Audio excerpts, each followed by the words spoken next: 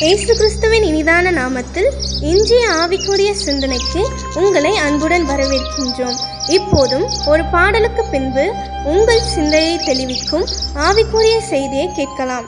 ஊற்றப்பட வேண்டுமே உன்னதத்தின் ஆவி, உயிர்ப்பிக்க வேண்டும் எம்மில் தேவா. முன்மாறியாக அன்று பொழிந்திட்ட ஆவியை பின்மாறியாக இன்று பொழிந்திடுமே. ஊற்றப்பட வேண்டுமே உன்னதத்தின் ஆவி, உயிர்ப்பிக்க வேண்டும் எம்மில் தேவா. முன்மாறியாக அன்று பொழிந்திட்ட ஆவியை பின்மாறியாக இன்று பொழிந்திடுமே. என்னை அபிஷேகமே என் தலையை நனைக்க, ஆவியில் நிரப்புமே. பாத்திரம் வழிந்தோடும் நீச்சல் ஆழம் மூழ்கியே, நேசர் அன்பில் மகிழ அக்கினி அபிஷேகம் எந்தன் தாகம் தீர்த்திடும்.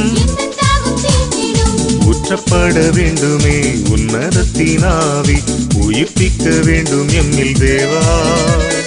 முன்மாறியாக அன்று பொழிந்திட்ட ஆவியை பின்மாறியாக இன்று பொழிந்திடுமே.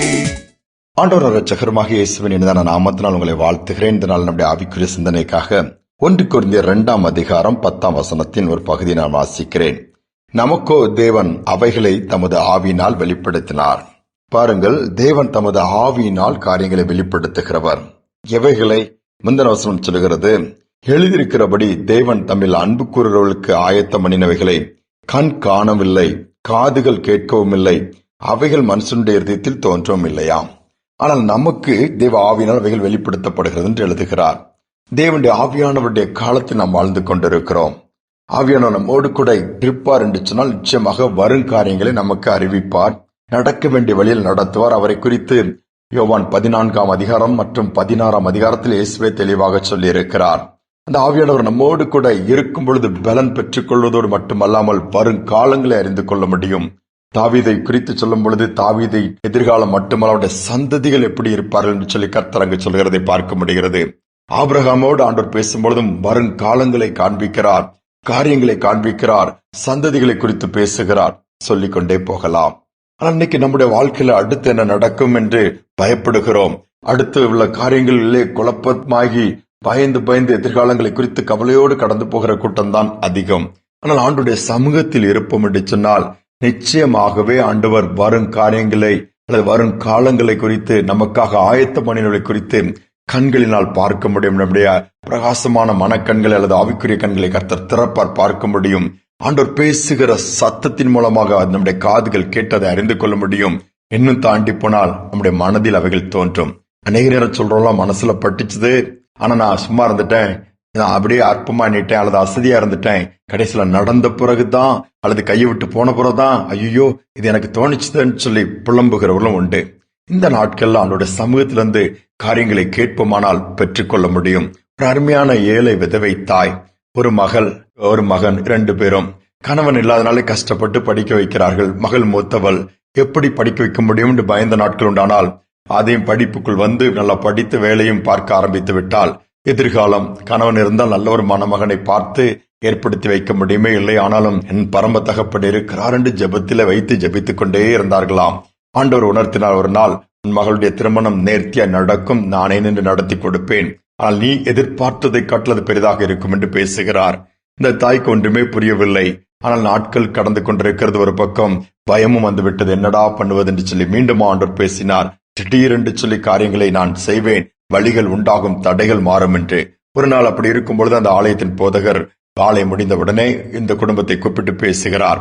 என்ன என்று சொல்லி இருக்கும் பொழுது, ஒரு குடும்பத்தினர் வந்திருக்கிறார்கள், நம்ம பகுதியை சார்ந்தவர்கள் தான், அயல் நாட்டிலே அவங்க ஏற்கனவே செட்டில் ஆகிவிட்டார்கள், உங்களுடைய மகளை பையனுக்கு கேட்கிற போது இந்த தாய் பயப்படுகிறாள், என்னிடத்தில் கொடுக்க ஒன்றுமே இல்லையே, நான் ஒரு விதவை தாய், என் மகளை இவ்வளவு தூரம் படிக்க வைத்ததே மிகவும் பெரிது சொல்லும் பொழுது, இல்லை அவர்கள் பார்த்து விட்டார்கள், உங்களுடைய குடும்பத்தை விசாரித்து விட்டார்கள், உங்களுடைய மகளுடைய குணம் நல்ல குணமாக இருக்கிறபடினால் அவர்களே எல்லாவற்றையும் பொறுப்படுத்திக் கொள்கிறார்களாம். திருமண செலவு, மற்ற காரியங்கள், அது மட்டுமல்ல முடித்து தூர தேசத்திற்கு கூட்டிட்டு போக விரும்புகிறார்கள், நீங்கள் அதற்கு சம்மதித்தால் மட்டும் போதும் என்று சொல்லி கேட்கிறான்னு சொல்லும் பொழுது மீண்டுமாய் சரி நான் சொல்லுகிறேன் சொல்லிட்டு ஆண்டவர் சமூகத்தில் வைக்கிறார்கள்.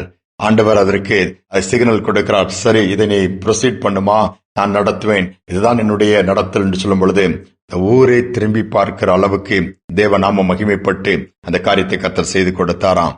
பாருங்கள், ஆண்டவர் காரியங்களை வெளிப்படுத்துவதோடு மட்டுமல்லாமல் காண்பிப்பதோடு மட்டுமல்லாமல் காரியங்களை செய்தும் கொடுக்கிறார். நாம் ஆண்டவருடைய சமூகத்தில் இருக்கிறோமா? காத்திருந்து பாருங்கள், ஆண்டவரிடத்தில் கேட்டு பாருங்கள். காரியங்கள் வெளிப்படும், காரியங்கள் கைக்குடி வரும், கண்ணீர் துடைக்கப்படும், நிந்தைகள் மாறும், ஆண்டவருடைய நாம மகிமைப்படும். தாழ்த்தி ஒப்பு கொடுப்போம். அன்பின் தகப்பனே, நீங்க நேர்த்தியா எங்களை நடத்துகிறவர் அப்பா. எங்கள் கண்களை திறந்து காரியங்களை காண்பிக்கிறவர், இருதயத்திலே உணர்த்துகிறவர் அப்பா. அவைகளுக்கு கீழ்ப்படியக்கூடிய ஒரு மனப்பக்குவத்தை எங்களுக்கு தாங்க. சத்தத்தை கேட்டு சித்தத்தை செய்ய உதவி செய்யுங்க. என்னென்ன காரியங்கள்லாம் துக்கத்தோடு அடுத்து என்ன நடக்குமோன்னு பயந்து இருக்கிற பிள்ளையோட பயத்தை நீக்கி போட்டு நீர் கிரியை செய்கிறவர்களை பார்க்கட்டும், நீர் ஆயத்தம் பண்ணினவர்களை அறிந்து கொள்ளட்டும். நீர் ஆயத்த பண்ணுகளை கண்கள் பார்க்கும் பொழுது எல்லா அவிசுவாசங்கள் போய்விடும் அப்பா. விசுவாசம் வந்துவிடும், நம்பிக்கை வந்துவிடும், தைரியம் வந்துவிடும். அதை பெற்றுக் கொள்வதற்காகவே நாங்கள் பிரயாசப்பட ஆரம்பித்து விடுவோம். அப்படிப்பட்ட பாக்கியத்தை இந்த ஒவ்வொருவருக்கும் கொடுத்த இந்த நாளை அப்படிப்பட்ட நாளை மாற்றிக் கொடுப்பீராக. துதிகனமை ஏற்றுக்கொள்ளும் இயேசுவின் நாமத்தில் வேண்டிக் கொள்கிற நல்ல பிதாவே, ஆமேன், ஆமேன். கர்த்தர் நம்முடைய காரியங்கள் எல்லாவற்றையும் ஆயத்தம் பண்ணி வைத்திருக்கிறார். காண்பிப்பார், பெற்றுக்கொள்ளக்கூடிய அனுக்கிரகத்தையும் கொடுப்பார். சிந்தனையோடு இந்த நாளை தொடருவோம். மீண்டும் நாளை தினம் சந்திப்போம். போதிக்கின்றீர் சத்தியங்களை, நினைவூட்டுகின்றீர் வசனங்களை. போதிக்கின்றீர் சத்தியங்களை, நினைவூட்டுகின்றீர் வசனங்களை. அனைத்தையும் சொல்லி தருகின்ற ஆலோசகர் நீர்தானையா.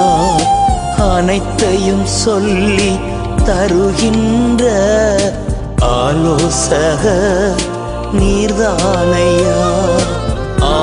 ஆவியானவரே, தூய ஆவியானவரே, ஆவியானவரே, தூய ஆவியானவரே. கற்று தந்து நடத்துகிறீர், கண்டித்து உணர்த்தி போதிக்கிறீர். ஆவியானவரே, தூய ஆவியானவரே.